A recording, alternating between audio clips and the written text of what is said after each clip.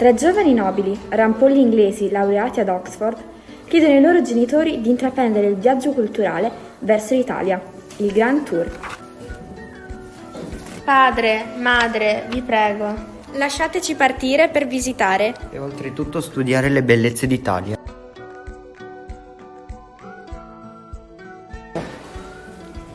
I genitori acconsentono, salutano i figli che partono in carrozza. Va bene. Mi raccomando, state attenti. Mi raccomando, portateci dei souvenir.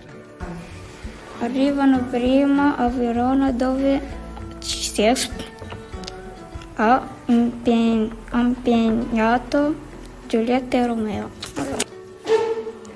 Dopo 30 giorni giungono a Venezia e restano estasiati a vedere una città sull'acqua. Io sono senza parole, strade d'acqua, ricchi palazzi. E San Marco sembra d'essere a Bisanzio. C'è Oriente qui. Ma guardate questo pittore, io voglio un quadro assolutamente, voglio portare questi colori e queste sensazioni che vedo a Londra.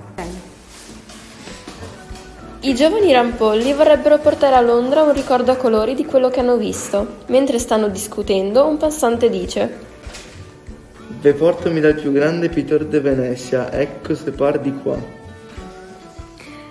Vigni, vi mostro i quadri che ho fatto. Sono tutti in bottega, ze quadrio. Oh, che punti di vista originali!